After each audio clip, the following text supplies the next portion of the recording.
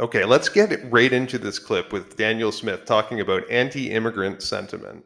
I know we had an immigration system we were all so proud of because it was working so well up until the most recent couple of years. If we could just go back to having a more normal number of newcomers coming into the country, like 1% even, we would bring down the social tension and we would be able to accommodate everyone who came here. And so this is the issue. It's a matter of the numbers. So if we had 1% of the population per year coming to Alberta, that'd be about 50,000 a year. We've had 450,000 come in the last 3 years. This is the reason why people are feeling like we might have a little bit of problem at the federal level with the numbers that are coming into the country. It is not an anti-immigrant sentiment. It is a matter of what is the right level and what can we absorb. I know. Okay, so Daniel Smith is basically just talking about the sheer amount, which is a huge issue, obviously. Like, there's so many immigrants coming in, like, way too many. I did a video about this last time. It's actually wild how many new different types of immigrants are coming in versus, what it used to be. When I grew up in 1981, it was 25 million Canadians. Now it's over 40 million. And a lot of the immigrants, like the Indians at that time, it's 10x since then. Like, it's crazy the amount. So, yes, the numbers are a huge problem. One other thing she mentions, up until a couple years ago, I don't think that's right at all. A couple years ago, immigration was still terrible. It was ridiculous. I would say more like 10, 15, 20 years ago, you have to go back if you really look at the numbers. It's not even close right now. But she's talking about the numbers, and I get it. She was a politician, so she can't really say probably what she really thinks. And the biggest issue, in my opinion, is quality versus quantity. When you let in this many, you're going to get really pretty bad quality. And the problem is, we were letting in refugees, giving them a bunch of things like free dental, like just way too much handouts. And they were inviting their friends, blah, blah, blah, their families, everything. So it really didn't work out very well.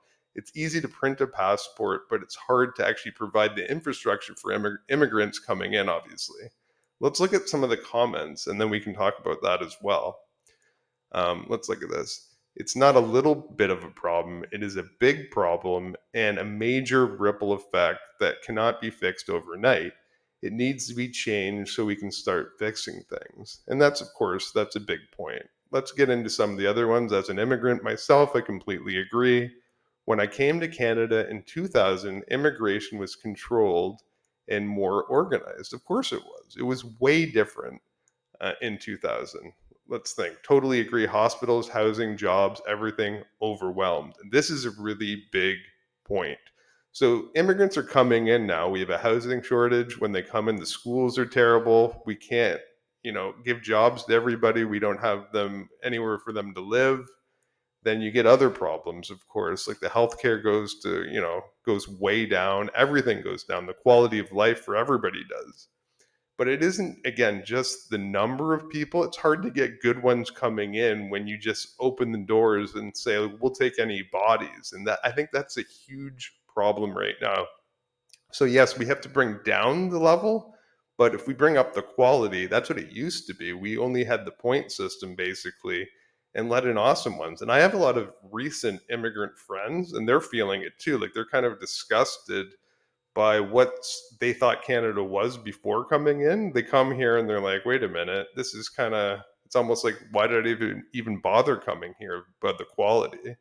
And don't get me wrong, they still, a lot of things they still like about it, but I can tell that they're not 100% certain staying here, even though they have a Canadian passport now. So they may leave. And I think that's just so sad that they come here, they get all pumped about coming here, they come over here, and it's just disappointing. And these are the ones with jobs, paying taxes, and doing a great job, and should be Canadians. These are the ones we want to keep, and somehow we can't retain them. So I hope we can really think about this and fix this issue going forward. And this is another thing that we really need to look at Europe and what's happened there, especially in the UK. I have friends over there. Look at this comment. Look at the UK. That is what Canada is going to become.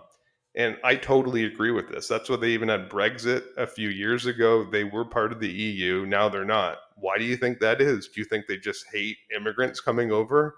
No, they hate the garbage ones that came over and ruined the country.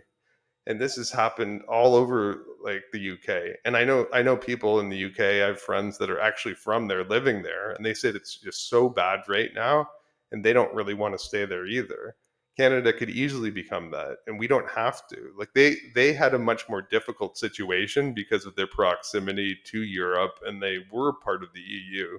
So they had so many people coming over because it was right beside there. You can just like show up, in a train, or just like you can basically just go over there and get all their free healthcare and blah blah blah. It's like Canada, but even way worse. So I don't know why we didn't learn from that, and I'm pretty disappointed as a Canadian. Anyway, this is going to be a quick video. I just wanted to put this together to get a discussion going about anti-immigrant sentiment, and I hope you like that one. Like and subscribe, and I'll see you in the next one.